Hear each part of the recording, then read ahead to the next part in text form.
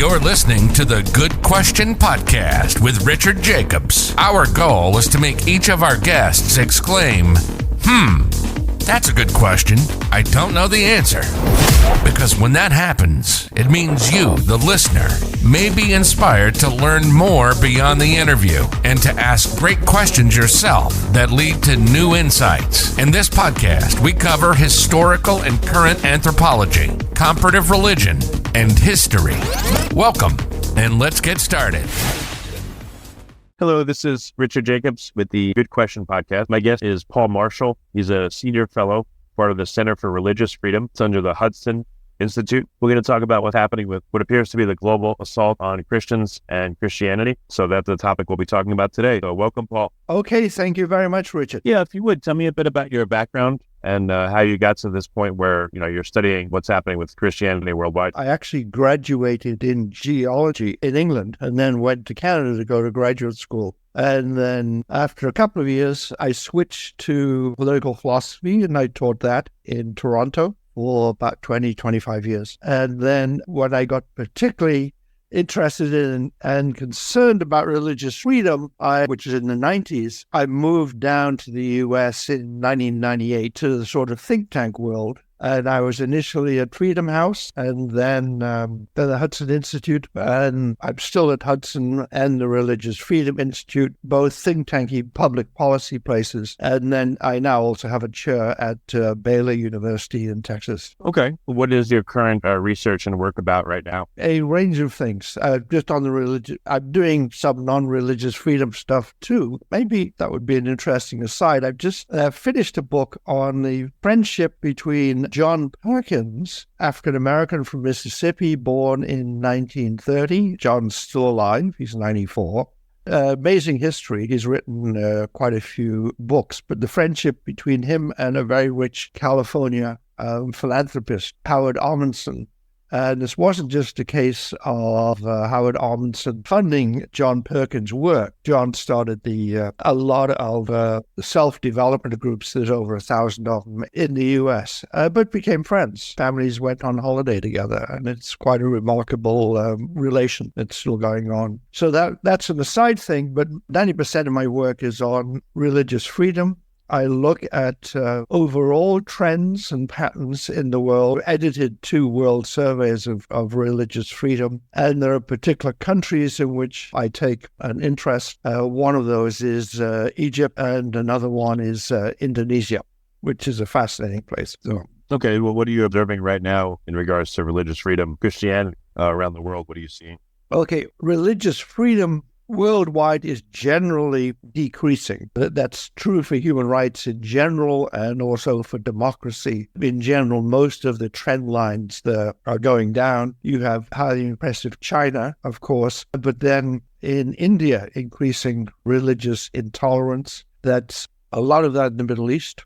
Also now increasingly in Europe and then Central Asia. So the trend lines are down, and that's for most forms of religious freedom. In terms of for Christians, probably the trend lines are going down even more, and I can talk about some of those patterns and reasons if you're interested. Yeah, no, definitely. Tell me what you're seeing and why do you think you're seeing it? Okay, one is we're talking about a global assault on Christians. It's not just one factor, one causation. There's lots of different trends going on. If I summarize them, you have the remaining self-declared communist countries, which we can argue about whether they're really communist in any real sense, but self-described ones at the moment are China, North Korea, Vietnam, Laos, and Cuba. And those still remain highly repressive of religion. And in North Korea, that's almost any religious expression, but they're particularly worried about Christianity because of its links overseas. In that case, you have authoritarian governments who simply want to control everything in their society. And religion, and especially Christianity, is a threat. You have other countries sort of ex-communist, but haven't changed much. Russia is a striking example. Its neighbor, Belarus, is like that. In Central Asia, You have the stands, Uzbekistan, Kyrgyzstan, Turkmenistan, and so forth. And there's post-communist, but the policies haven't really changed much. So it carries on as before. So those are sort of two trends. A third is religious nationalism. People and regimes try to identify their country, their culture, their society with a particular religion. And this is now very strong in South Asia. I already mentioned India, sort of radical Hindu movements operating there. Also radical Hindu movements in Nepal. And then you get radical Buddhist movements in Sri Lanka and Myanmar. That may sound strange to people. Most Buddhists, like most Hindus, are, of course, not being repressive or violent, but there are such movements there. What does it look like, radical Buddhism? It's weird. Is there a battle cry like Namaste before they hack apart their enemies? Or No, usually not massacring people, but in Sri Lanka, tension between Buddhists and Hindus was one of the factors in the civil war.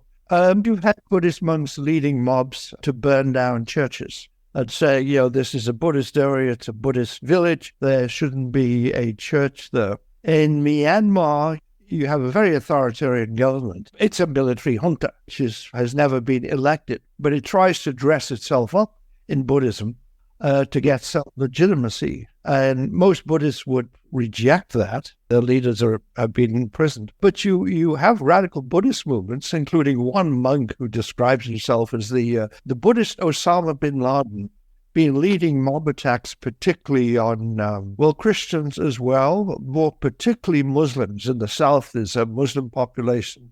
I wonder if Buddhists could be particularly dangerous or amenable to this because, again, this is just my speculation, but it seems like Buddhism is kind of a form of nihilism.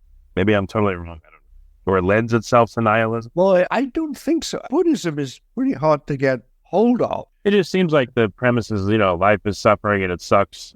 Then you slowly seek to move away from that, and then that suffering ceases, and you become, the old joke, what does the Buddhist say to the hot dog vendor? Make me one with everything. I'm not sure that that's a particular form of nihilism. If you actually look at the practitioners, say in Vietnam or Laos or Thailand, take someone like the Dalai Lama, it doesn't seem that the deeper currents there are nihilism. But I probably have to know much more than I do. I'm actually reading in Confucianism now. But I would say Buddhist majority countries, sort of on a world scale, have a fairly decent religious freedom record. When they're repressive, it's not the Buddhists, it's the communists. Like in Vietnam. Vietnam's majority Buddhist. But it's not the Buddhists closing down churches. It's the government which still calls itself communist. Same pattern in Laos. You get that sort of religious nationalism, that Myanmar belongs to the Buddhists, India belongs to Hindus. But then so that was three trends. The fourth trend is radical Islam. And which is you get the extreme forms like ISIS and Al-Qaeda, or the Taliban in Afghanistan. But Pakistan, Iran, Saudi Arabia, even Egypt, could be highly repressive of their religious minorities, including Christians. Most people don't know it, but one of the oldest churches, denominations in the world, is Egyptian. Usually called the Coptic Church, means Egyptian. Westerners had sort of Copt, Egypt, but they've been there since the first century. It's officially called the Church of St. Mark. What does Egypt mean, the name? I'm going to ask you because, like you said, Egypt, etc. I don't know whether the actual name, how English speakers got that name. Egyptians do not call Egypt, Egypt. It's Mizar. It was probably when Westerners got there, maybe even Greek and whatever, when they were interested in the Coptic Church. There's about 10 million Christians in Egypt, and heard sort of Copt, Egypt and whatever, and started calling the country after the sort of the Christian religion. How far back that goes, I don't know. But that it's not an Egyptian thing. It's not their self-description. So, I guess, in the Old Testament, I was looking at Google, it says the name is Mizraim. Is the real name given for Egypt in the Hebrew Old Testament. So is that what Egyptians call their country today, Mizraim? Yeah, Mizar. Usually, if you spell it in English, it's usually MISR. Interesting. Okay. Well, what's I've heard. Well, in regards to Christianity, what are you seeing? Like I've seen in Israel, I guess there was a potential bill before the Knesset making it illegal, or I don't know, some kind of fines or punishments or arrest if you preach the gospel. Seems to be growing. What are some hotbeds where Christians are really having trouble, and why? North Korea, always. There is North Korea, all religion is illegal, but if you're more shamanistic religion, you can sort of practice that on your own and you can stay more hidden. Christians typically want to get together. It has a strong communal side, and that is dangerous. So possession of a Bible can get you sent to a labor camp along with your family. They'll send labor camps. That's the worst place in the world for pretty well everything. Religious persecution. China, especially under Xi, has become much more repressive. It's repressing the Muslim Uyghurs in Central Asia, still repressing Falun Gong, and increasingly repressive of Christians. They're demanding that churches install cameras in the pulpit, but not so you can see the preacher. The cameras are focused outwards, so the government can spy on who's in the congregation. Have started making changes to the Bible. Where is this? China. Yeah, they want to surveil everything. How are they changing the Bible?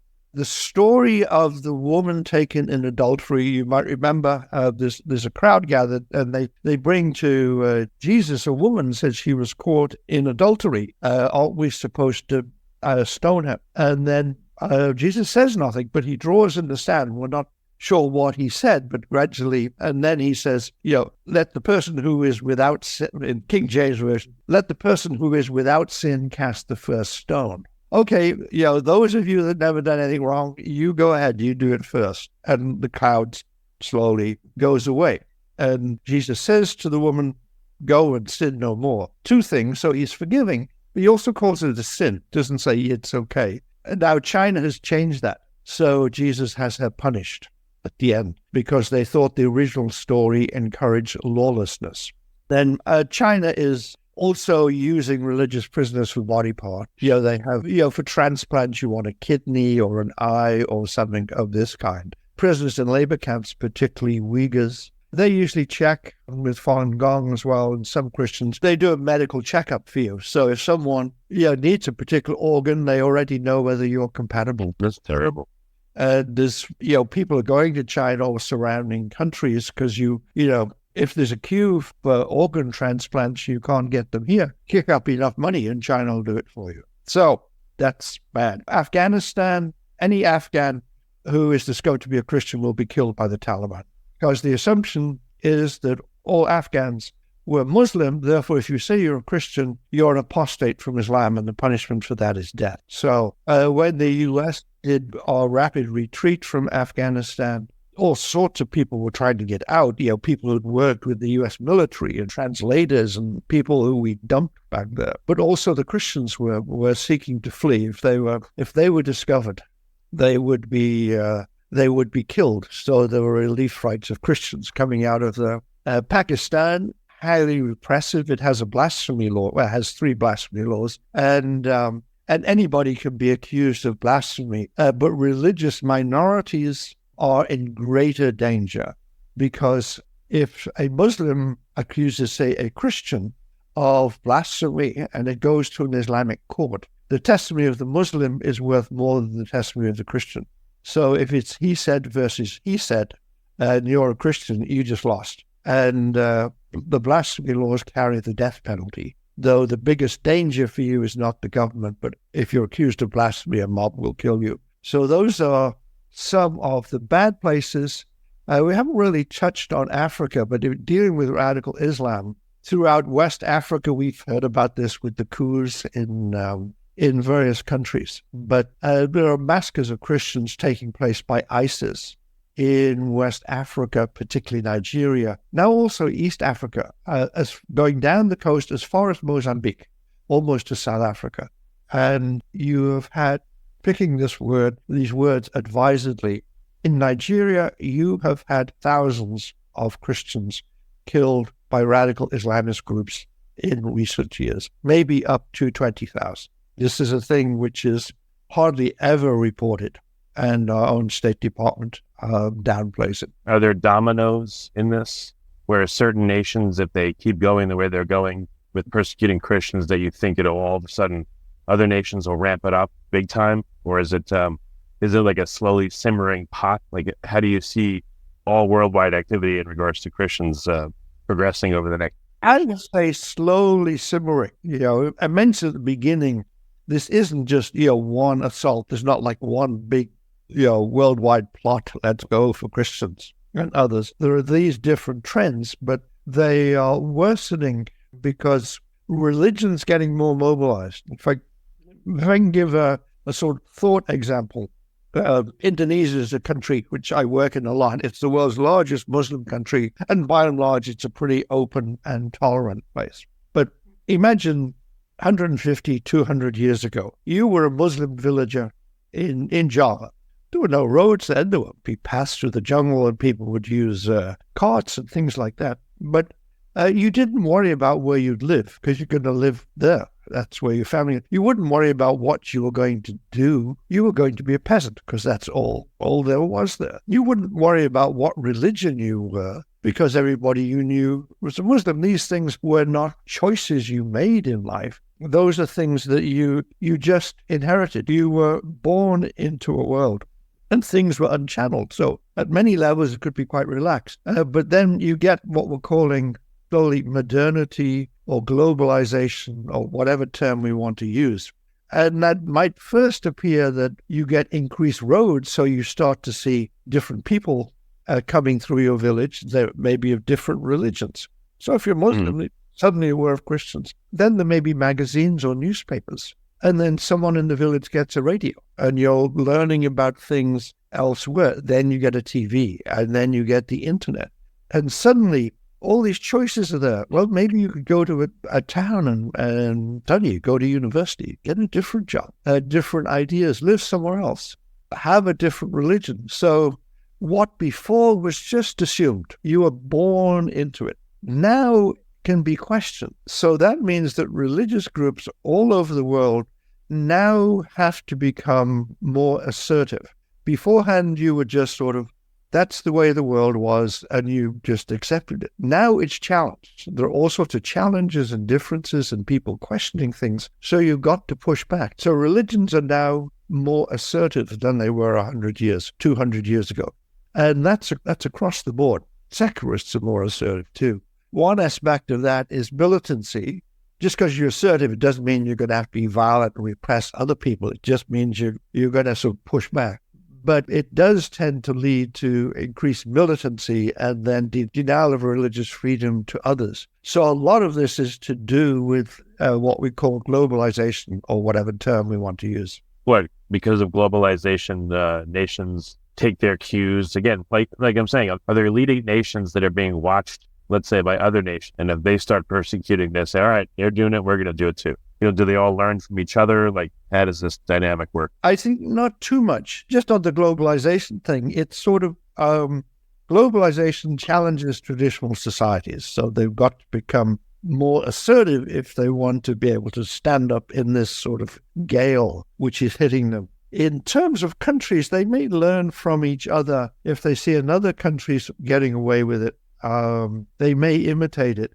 But usually they have common interests. Vietnam has not become more militant in the last 5 or 6 years on religion because China has. It's just, it feels itself more threatened. Similarly with the Taliban, they're not picking this up from some of the original ideology was from Saudi Arabia. But generally, no, maybe with one exception, that when you're getting more aggressive forms of Islam, Islamist, political Islam, that's also a missionary religion that is they want to spread that. So you get people from more repressive places like Saudi Arabia or Afghanistan for Sunnis, or for Iran for Shia, who go into other Muslim countries and say, which are more open, like Indonesia, and say, you guys are, you're not really good Muslims. You got to get with the program. And you got to make sure that these other religions don't develop. And if someone converts, they've got to know they're going to be killed. So in that sense, within radical Islam, there is that sort of expansion and imitation. With the other countries, it much more what they see in their own interest or their national pride. How have you seen historically that a country can come back from the edge, come away from persecution? Like, how does that happen? Some countries were persecuting because they were controlled by others. I mean, one of the most remarkable ones is talked about, I mentioned the fall of the Soviet Union, but Russia is still repressive, so is Belarus and Central Asia. But 3 countries which are part of the Soviet Union, well, several more, the Baltics, Latvia, Estonia, and Lithuania, some of the most religiously free places in the world, they have changed. Ukraine has its problems, but much more religiously free than Russia, and places such as... well, recently Ukraine seems to be going the opposite way, persecuting Orthodox, Eastern Orthodox Christians. Yeah, well, that gets complicated. You've got 3 different Orthodox churches in Ukraine, and one of them is allied with Russia. And Patriarch Kirill, the head of the Russian Orthodox Church, is also the head of one of the denominations within Ukraine itself. And so one of the fears is in Ukraine is that you have these churches and you have these clergy allied with the Russians, and worry that some of them may be so much allied that they may be spying for them. That's what's lying behind these things. But there are 2 other Orthodox churches, denominations operating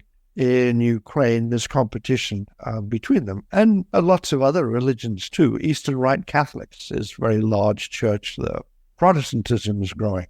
And so, as I say, if you want to compare Ukraine to Russia, it's much better. But several of the post-Soviet countries have improved, except with now the growth of ISIS affiliates. Sub-Saharan Africa has been pretty well religiously free. And the country we haven't touched on, Latin America, is one of the most religiously free continents around. There's exceptions. It's primarily Catholic, right? South America? Yes. And it used to be more repressively Catholic. You had established Catholic churches. Protestants could have a difficult time. But especially since the Second Vatican Council, it's very much opened up. So countries such as Brazil or Peru may have other problems, but religious freedom is not one of them. They're still majority Catholic, but a much more open Catholicism. The repressive places are still like Cuba or now Nicaragua, which has become very repressive in the Catholic Church. Ortega is still in there. If you remember, you may not have been born there, but with the fight with the Sandinistas 30 and more years ago, and it was hoped that they were sort of Marxists. They said, well, no, we're really nationalists. We believe in pluralism. We'll have an open government. Well, guess what? I mean, they're out for a while, but no, they're now highly repressive. And the president they had 30 years ago is still the president, and his wife's the vice president, by coincidence. Just in general, Latin America is a place which has improved, except for militant Islam, especially in Nigeria. Much of sub-Saharan Africa is there. Europe is getting more repressive. Usually you get a few things. One is there's more control and fear of Muslims. Secondly, with radical Islam, you get radical Muslims carrying out attacks, say on the French satirical magazine Charlie Hebdo, or massacres at concerts, hundreds of people killed, Ariana Grande conference. So you're getting increased level of violence there. Many secular Europeans are very nervous about what they keep calling sects, that is S-E-C-T-S, who they, without very much evidence of brainwashing people, and then increasingly secular and demanding that life be secular. Just one example, it's been in the news. There is a German couple who didn't want to send their children to a German state school, but German law requires it. So they fled Germany and found refuge in the United States, where they've been for about 10 years. Now the government's threatening to send them back to Germany, where they're likely to lose their children unless they send them. So that's a dramatic example, but you're getting that more secular mindset of distrusting independent religion. Why does persecution seem to ramp up, and what are the factors that make it, get a lot worse suddenly in a place? One is, I mentioned earlier that globalization tends to make religions more assertive, and that can affect religious freedom. Another factor with Christianity is the distinction between the authority of the church and the authority of the state. Christianity has always held that there are, at least when it got access to political power, that there are two rulers, the spiritual ruler and the secular ruler, and one should not usurp the authority over the other. One of the things this meant is the state could not claim to control all of society. The church needed its independence. And bear in mind, when we talk about a church then, we're not talking about just First Methodist down on the corner. The church was the education system. I mean, if you got educated, it was going to be in church seminaries and church-related universities. The church was the media. If the king wanted to announce new taxes, I mean, he couldn't put an ad in the newspaper. There would be a declaration which would be read out from the pulpits. That's how you got news. So a very influential body. And so this has meant that within Christianity, I mean, Christians have often been lousy at doing it, a very strong assertion of the independence of the church from the state, from government. And when you get authoritarian governments, that is a threat to them. The late Samuel Huntington, probably the best political scientist in the United States in the last half of the 20th century, said that with Christianity you distinguish God and Caesar. He says, but in radical Islam, God is Caesar. In communism, Caesar is God.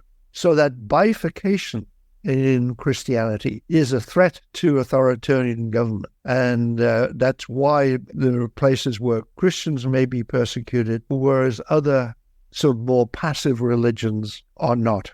So what Americans miscall separation of church and state is not an American thing. It goes back to, I mean, mentioning the Old Testament. The priests and the kings and the judges were not the same people, and they had different authorities, and they were not to try and usurp one another. That goes back, within the roots of Judaism as well as Christianity. So that means that Christianity can be a challenge to communist governments, any government which doesn't want a more plural society. So that's another major factor. Maybe a third one with Christianity, I mentioned earlier that in a traditional pattern in the sort of my thought experiment of a village in Java where things weren't channeled, traditionally you were going to be what you were born to be. You were going to be a farmer or a peasant. You were going to live in this village. You were going to be a Muslim. That was a given. The question of choices just didn't come up. But one thing about Christianity, and not just evangelicals, who's saying you're not stuck with what you were born to. You can, in fact, be born again. And that means not just a saving experience of Jesus Christ, but life can be changed. Old patterns can be broken. New things can come into existence. In that sense, that's not just an evangelical thing. Catholics and Orthodox and others would say something similar. So the response to globalization, secondly, the fight for the independence of the church from the state, and the possibility of things starting again, challenges traditional societies. I think those are three major factors. Okay. Well, very good, Paul. What's the best place for people to find out more about your work? Where can they go? Probably the best initial source is the Hudson Institute. On their website, any articles I publish, either boring scholarly ones or more lively journalistic ones, Hudson will reprint those, put them on a website, give you a link. So that's an easy way to get a couple of online magazines I recommend and I write for frequently. One is called Religion Unplugged. It's a weird name. I voted against having it, but other people like it. And that's probably the best online source of religion news in North America right now. It's very good. Another magazine online called Providence on Christianity and foreign policy that deals with international relations. So I write in those quite a bit. Institute for Studies of Religion at Baylor University will also, if you go to their website, will provide links to any of my recent writing. Well, very good. Thank you much for being on the call. I appreciate it, Paul. Okay, thank you very much indeed for having me, Richard. Thank you for listening to the Good Question Podcast. Please email support@thegoodquestionpodcast.com if you have any referrals to great guests for us to interview. Visit thegoodquestionpodcast.com to hear more interviews. And please help us spread the word by rating and reviewing us on Apple Podcasts, iTunes, Spotify, YouTube, or wherever you listen to this podcast.